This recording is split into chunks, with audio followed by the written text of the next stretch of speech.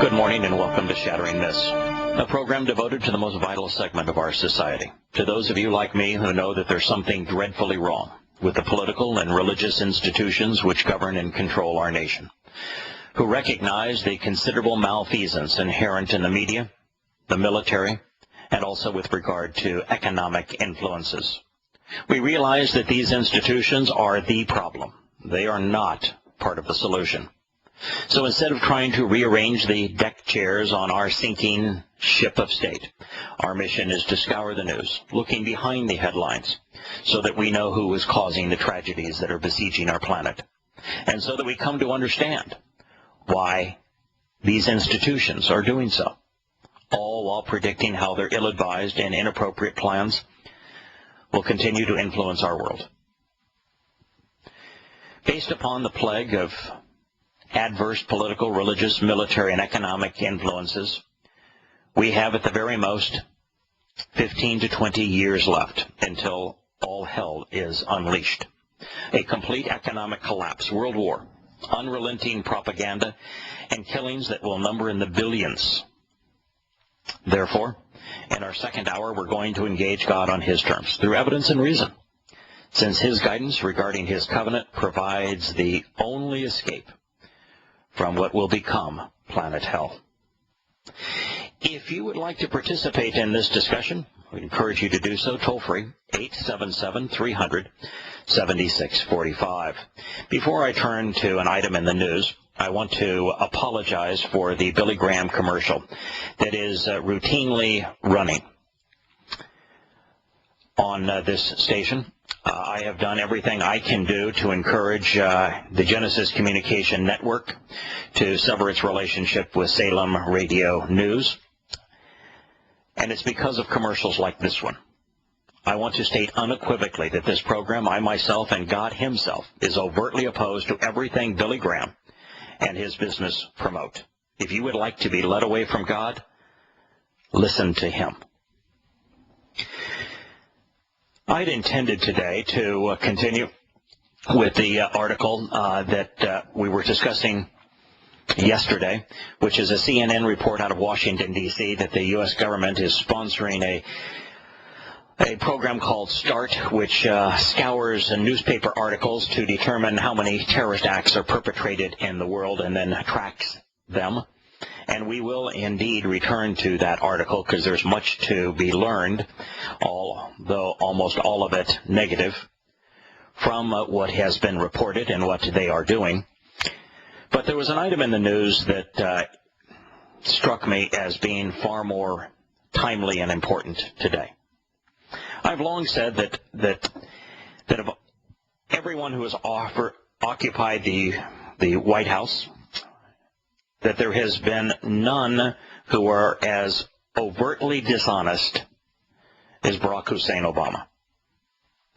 Virtually everything the man says is a lie. You know, there have been horrible presidents, and I'm not a Republican. I'm not even one who engages in politics. I was consistently opposed to most everything George Bush said and did. So when I tell you that no one has ever lied as grotesquely, as uniformly, as bluntly as this president, that's a serious accusation from a nonpartisan. Now, the accusation we're going to discuss today happens to be the one that the president routinely makes, where he says that if you like your current health care plan, you will not be required to change it based upon the present implementation of the Affordable Care Act, known as Obamacare. That is a bold-faced lie. If you like your current policy, you will not be able to keep it. And that will be true with 100% of Americans. There will be no exceptions. And the man knows it. Now, as a lie, that one is fairly significant because one of the biggest expenses for 85% of Americans is their health care. One of the biggest concerns for a huge percentage of Americans is their health care insurance and health care provisions. And to completely destroy the systems that they have come to rely upon and to make them obsolete, which is what this administration is doing, so that all Americans will have to become completely dependent upon government for their health care, is precisely what this administration is seeking to do. And it is doing so in an area that is not only the largest government expenditure. Health care is by far the largest segment of the U.S. federal budget. It is also the fastest growing, the most out of control. It has grown from nothing in the mid-1960s to the point now where it is approximately 35% of federal government expenditures, and it is growing at a rate that is like a wildfire raging through a forest. And so the Affordable Care Act actually makes private health insurance unaffordable, requiring everyone to depend upon government. And it increases the number of people who are insured by the government, providing them with the very kinds of coverage that the president demeaned and called Cadillac policies, which will bankrupt the country all the more readily. So I want to begin by reviewing an article that appeared today. It was posted by Reuters, and then we're going to transition into an article that was presented by an organization called Fact Checked. Reuters. The U.S. government's top healthcare officials said on Wednesday, this was at a congressional hearing, that private insurance companies, not President Obama's signature healthcare law, are to blame for hundreds of thousands of people losing their coverage in the past few weeks. Well, actually, it's not hundreds of thousands. It's actually millions of people who are losing their health care coverage and have done so in the last few weeks. And it is expressly because of the Affordable Care Act that they have lost their coverage. In other words, everything the woman said was a complete lie. Health and Human Services Secretary Kathleen Sebelius called the debut of the Affordable Care Act a debacle. And she sought to assure skeptical lawmakers at a congressional hearing that the administration will fix the technical flaws with the website. Now, before I return to the lie blaming the private insurance companies for their own demise, as opposed to accepting responsibility that it is the Affordable Care Act that has destroyed private insurance companies' ability to provide affordable care. Let's turn to the website. Do you know that there are 2.2 billion websites worldwide? I have 7 of them. 7 of 2.2 billion. Do you know that Americans are now being asked to trust their health care to a government which routinely lies, which is run by economic dunderheads who have not only bankrupted the nation, but even with an army of consultants and $500 million, couldn't build a website that works, given more than 3 years to do so? The biggest websites on the planet today are Google in terms of traffic. This would be the Alexa's ratings. Traffic would be Google. In fact, Google's has probably 8 or 9 websites that are in the top 100, but just its main website is number 1 overall. Facebook is number 2. YouTube, 3. Yahoo, Wikipedia, Amazon, Twitter, and Yahowah. You know, there isn't a single government website in the top 100 in the Alexa ratings, not one. Which means that every top-performing website in the world is a product of business. All of them were built and guided by that business's management and staff. There isn't a single top-rated website in the world that was built by government or that is managed by government, nor one that was built by consultants, as the Obamacare site was designed. The areas of commerce and the areas of of overall interaction that are provided by the top 100 Alexa-rated sites are topped, of course, by search engines. Very complicated websites and algorithms. And all of those search engines offer enormous array of support services for their users, including email capabilities for the world's 144 billion email users. They are rife with social networking sites, which is really all the government healthcare site was designed to do, to be a networking site.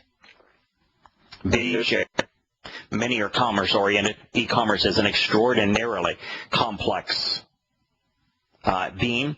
It is far more difficult to build an effective e-commerce site than to build what the government was offering via healthcare.gov. There are, of course, encyclopedias. There are news sites, instant messaging sites, technical support sites, blogging sites, chat sites, software sites, all within the top 100. And, of course, there are porn sites. Not a single government site is among the top 100 because the government doesn't do anything that people freely choose to participate in. The government is inept. Today, I heard Biden speaking on behalf of the administration and their bungled healthcare website saying, you know, we aren't technical geeks or anything, and so we just assumed that it would all work out. Healthcare.gov, which opened for enrollment at the beginning of the month on October 1st, ironically went down over the course of a 4-hour hearing in front of Congress. But even as Sebelius acknowledged that the administration should have done more to ensure the website would work, she blamed private insurers for a separate problem that has critics questioning the administration's honesty and the administration's competence. When asked by Republican Representative Marsha Blackburn of Tennessee what she would say to Americans receiving cancellation notices because their policies are not compliant with the new law, Sebelius said, insurance companies cancel individual policies year in and year out, end quote. That wasn't all she had to say. She would go on to lie.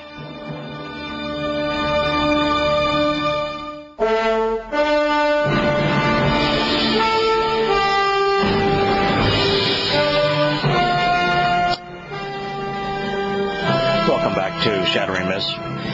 If you pay attention to the Republican representative's question, this would be Marsha Blackburn of Tennessee, you will see that the Secretary of the Obama administration for Health and Human Services deliberately skirted the question. The question was, what would she say to Americans receiving cancellation notices because their policies are not compliant with the new law? To which she just said, insurance companies cancel individual policies year in and year out. The question was, what about the millions of Americans that have had their policies canceled because they are not in compliance with the new law? Didn't want to answer that question, did she? And she will go on to lie. The fact is that those millions of health insurance policies are being canceled because that's a requirement of the new law. If you're not willing to offer coverage, if your policy does not offer coverage in 10 areas, most of which, the vast preponderance of policies do not offer coverage at all 10 of those areas, then it is no longer viable. It must be withdrawn from the marketplace. That's why those policies are being canceled, and the Secretary knew it.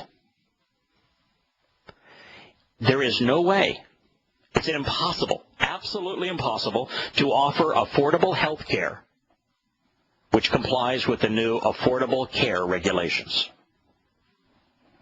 It is a lose-lose game, with Americans all losing.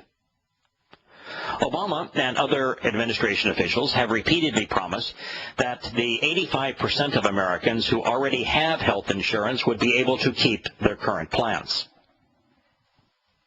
That's a complete and utter lie. Now, even if we don't tackle the lie right now, let's at least look at the percentages. 85% of Americans have health insurance. So the Democrats are going to completely destroy the private healthcare industry, the best in the world, and then blame the industry for its own demise to offer another freebie to 15% of Americans, those Americans who are providing the least contribution to the country and who are the biggest parasites of the country, thereby robbing between 70 and 85% of Americans who are receiving the world's best Medicare and medical care the ability to do so at an affordable price. Now, Medicare represents 15% of those that were listed as having coverage. So of the 85%, 15% are covered by Medicare. Now, that is not the complete story, however, because the majority of Americans who have Medicare have a supplement policy that picks up the omissions in Medicare. And they do so because there's a huge percentage of hospitals and healthcare providers that won't take a pure Medicare patient because Medicare has decided that it would only pay about 60% of the rate that hospitals and doctors charge for their services, meaning that they lose money with every Medicare customer, something that they cannot continue to do and provide medical services. Now, from 1999 to 2012, the Bureau, this would be the Census Bureau, said that the proportion of people with private health insurance declined to 64%. That was a decline from 73%. So from 1999 to 2012, those 13 years, the number of people that had private health insurance actually declined, almost 10%, while the proportion with government coverage rose to 33%, which is the whole purpose of all of this. The purpose of all of this, the same purpose of Social Security, the purpose of Medicare, the purpose of food stamps, the purpose of welfare, the purpose of much higher taxation, particularly on businesses and individuals, is to make everyone in the country dependent upon the government. Now, the problem with all of that is the government isn't reliable, and it is the businesses that government is bankrupting through its regulations, through its taxation, that pay for 100% of the services that government provides. So then when government, which is itself a parasite, siphons the lifeblood out of industry, which it is doing at an ever-increasing rate, there is nothing left.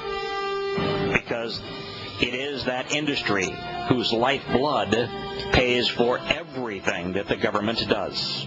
We'll return to Shattering Myths and this health care lie after the commercial break.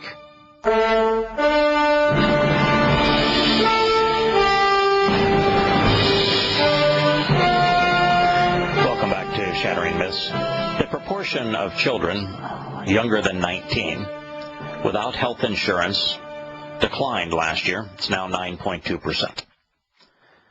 Here's a news flash. If you are not prepared or willing to get married, to become gainfully employed, so that you can shelter, feed, clothe, educate, and care for children, do not have them, and then demand that others pay for them. Because the new health care law requires insurers to offer a much, much higher level of coverage, millions upon millions of Americans on individual coverage plans are going to see their policies canceled at the end of the year. And all of those whose policies aren't canceled are going to face much higher monthly payments for new plans that in many cases are way beyond what they can afford. The Affordable Care Act is going to make health care unaffordable for the vast preponderance of Americans. That is the reality. And it will require every American to give up their existing policy, no matter how much they like it. Sebelius said that private insurers were making business decisions by canceling some members' coverage. The Affordable Care Act protected policies made before it was signed into law in 2010, she said. Both of those statements are 99% false, and they are bridging on being 100% false. You see, these insurance companies are not making business decisions by canceling the members' coverage. They are responding to the newly imposed government health care regulations. They have no choice. Just like Google and Facebook and Twitter and the like, they have no choice when the federal government says you're going to allow us to spy on all of your users and monitor every click when they go to Verizon and say you're going to let us listen into every phone call made by any one of your customers. These businesses don't have any choice. The same thing with the health care providers. They don't have any choice. The government imposed new regulations. Those new regulations make it impossible for them to offer affordable health care.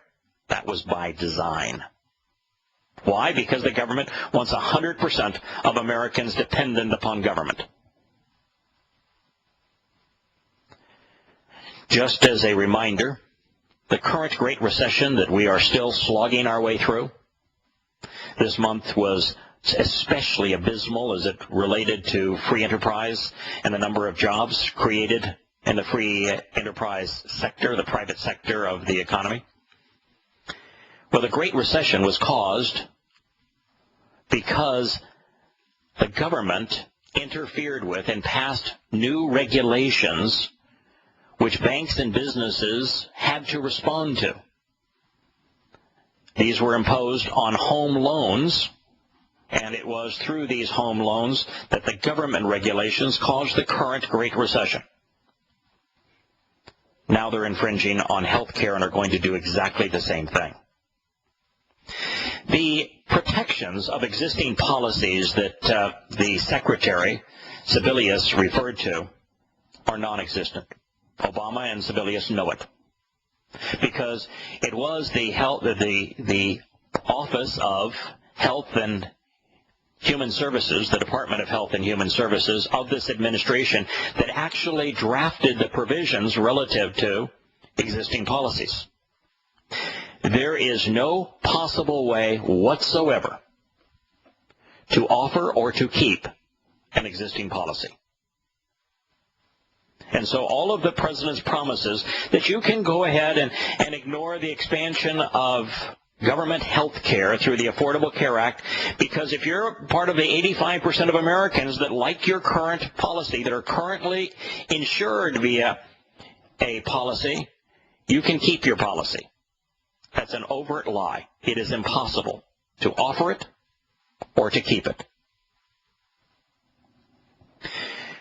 She said, this would be the secretary, said that those who lost coverage were victims. Yeah, they were victims, all right, but of the government. But she will say that they are victims of the private insurance industry that was responding to the new government regulations. She says that they are victims of a market long known for discriminating against the sick and selling inadequate coverage, shortcomings that the law known as Obamacare was designed to fix. People are on their own. They can be locked out, priced out, dumped out, she said. Now, they're being dumped out. They're being priced out. They're being locked out because of the law that she is promoting. It is the express reason that they are being dumped out, priced out, and locked out. That is why they're on their own. Those statements revealed the innate hostility of socialists, like this woman, for the free enterprise system, like Obama for the free enterprise system. They're overtly hostile to it. They despise it, and yet it pays 100% of the bills. It is the only thing that allows government to offer anything. Now, if you like the way that you were delayed for an hour and then had your freedoms violated and you were searched at the airport by the TSA, then you'll love what these buffoons do to health care. This particular article notes that Republicans have sought to derail the health care overhaul since Obama took office in 2009, culminating with a 16-day government shutdown earlier this month, which they went on to besmirch the Republicans on. Turns out the Republicans were right. They drew their line in the sand on Obamacare, and they were right. It's destructive. It's not something that should be forced on the American people. It is the final nail in our coffin. The website's woes, the article says, and insurance plan terminations have given Republicans more ammunition. For those, this is a quote, who lose their coverage, they may also lose their faith in the government, said Republican Representative Fred Upton. Opinion polls show that most Americans blame the Republicans for that standoff. They don't blame the law because most Americans choose not to do their homework. Most Americans, some slight majority of Americans, are parasites in the government, and they continually think it is appropriate to rob those who are productive, to continue to further their indulgences, not knowing that they're actually robbing their own children. President Obama, in a speech to the American Medical Association, this was the keynote speech for Obamacare, June 15, 2009. This is as the health care law was being written. Quote, that means that no matter how we reform health care, we will keep this promise to the American people. If you like your doctor, you will be able to keep your doctor, period. If you like your health care plan, you will be able to keep your health care plan, period. No one will take it away, no matter what. It's an absolute lie. He knew it at the time. It is impossible to keep your health care plan, no matter how much you like it. Impossible. It has been taken away by the U.S. government, by the Affordable Care Act. Obama remarked in Portland, April 1st, 2010, after the health care law was signed into law and was written by the Department of Health and Human Services under his supervision. He said, and if you like your insurance plan, you will keep it. No one will be able to take it away from you. It hasn't happened yet. It won't happen in the future, end quote. Untrue. And at that point, he knew unequivocally that it was untrue. If we were a moral country, we would impeach him on that statement because it affects so many people in such an important way. Then Valerie Jarrett tweeted on behalf of Obama on October 28th of 2013, just a few days ago, after NBC News aired a report that the Obama administration knew that millions of Americans would not be able to keep their health insurance no matter how much they liked their existing plan. Fact, she said, nothing in Obamacare, hashtag, forces people out of their health plans. No change is required unless insurance companies change their existing plans. It's an overt lie. She knew it, and soon you're going to know it. Let's take a step back in time and review these statements by the President and by one of the officers in his administration, now that 2 million people have suddenly been required to get a new insurance plan, even before the Affordable Care Act, known as Obamacare, goes into full effect in 2014. The President's pledge that if you like your insurance, you will keep it is one of the most memorable of his presidencies. This is not something that's over there on the side shelf, like him saying that America has never been at war with Islam, when in fact America's first war as a nation was fought against Islam. This is the centerpiece of his administration. It was an extraordinarily bold statement, and yet it was completely dishonest. A pledge that he could not possibly keep unless he was made dictator and then micromanager over the entire U.S. economy, over the entire healthcare industry, and over every insurance company, dictating how they must all perform. After Obama made his speech at the American Medical Association, the Associated Press ran this smart analysis. Quote, "Promises, promises. Obama's health care plan guarantee." That demonstrated how it would be responsible for keeping that pledge. The article noted that the Congressional Budget Office itself assumed that 10 million Americans would need to be required to seek new insurance under the bill. Meanwhile, the Republican weekly address on August 24, 2009, as the law was being written, Representative Tom Price, a Republican from Georgia, and a doctor made this point. On the stump, the president regularly tells Americans, if you like your plan, you can keep it. But if you read the bill, it just isn't so. Within a number of years, every health care plan will have to meet new federal definitions for coverage, one that your current plan cannot affordably match, no matter how much you may like it. End quote.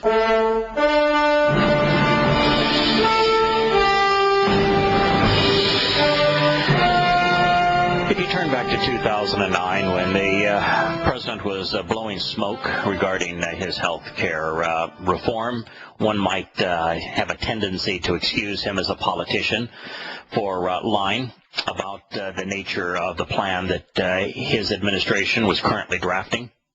But as it turns out, he kept on saying the same things that he now knew for certain were lies, even after the bill was signed into law. By that point, there should have been no question about the potential impact of the law on insurance plans, especially in the individual market. They would all be canceled. All of them, without exception. A key part of the law is forcing insurers to offer essential health benefits, a package providing coverage in all of the following 10 categories. The list includes ambulatory patient services. So, if you want your little wheelchair, what do they call all those rascals, for example, your insurance company has to provide you with one. Providing coverage in these 10 categories. The 10 categories include not only ambulatory patient services, but emergency services, most of which cover that. Hospitalization, most of which cover that. But there will be no requirements on hospitalization that go beyond what the individual policies may provide. You'll have to have maternity and newborn care, even if you are an individual man, even if you are way beyond the childbearing age. It's not an option anymore. Your policy must have maternity and newborn care. Your policy must have mental health and substance use disorder services. Now, mental health, the drugs surrounding mental health are the primary cause for the mass shootings we're seeing in our schools today. And yet, these new policies must provide for mental health drugs and substances, as well as disorder services. You will have to have in your new policy behavioral health treatment. So, if you want to go to the psychiatrist and get all the kinds of psychiatric drugs that are available, many of which are destroying people's ability to function within society, that has to be part of the policy. Even if you don't want it, even if you don't need it. Prescription drugs, the very thing that Bush made part of Medicare, that turned a surplus into a great deficit during his administration, was his first signed bill. Well, that now has to be part of every policy. Even if you say, I can't afford that, if your policy doesn't offer it, it can't exist.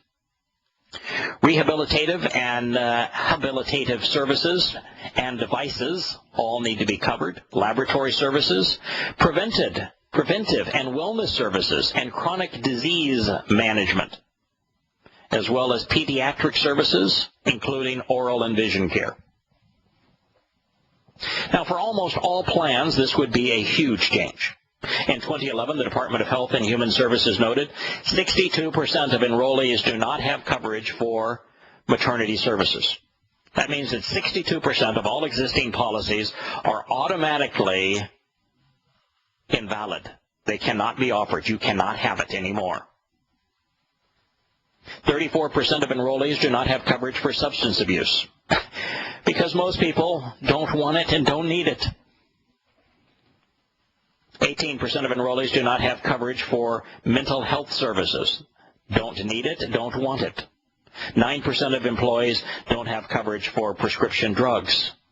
Don't need it, don't want it. Very few plans offer dental or vision, which is why they are usually purchased separately, if at all. The law did allow, however, grandfathered plans for people who had obtained their health insurance before the law was signed on March 23rd of 2010. So you can keep your existing plan if you have an insurance plan that was written for over 3 years. If your insurance policy, health insurance policy, rather than having a year-to-year term, which 90% of them do or more, if your policy was written for a 4-year term, you can keep it. Yeah, for about a month. Now, to escape this requirement and other aspects of the law, the regulations written by Health and Human Services, a department under the Obama administration, while implementing the law, set some very tough requirements so that an insurance company if they make the slightest change to the health plan's benefits or how members through premiums or co-pays or deductibles are handled, then the plan is no longer grandfathered and it will be canceled. And since a $5 increase in a co-payment is sufficient to perceive it to be an alteration, all will be canceled.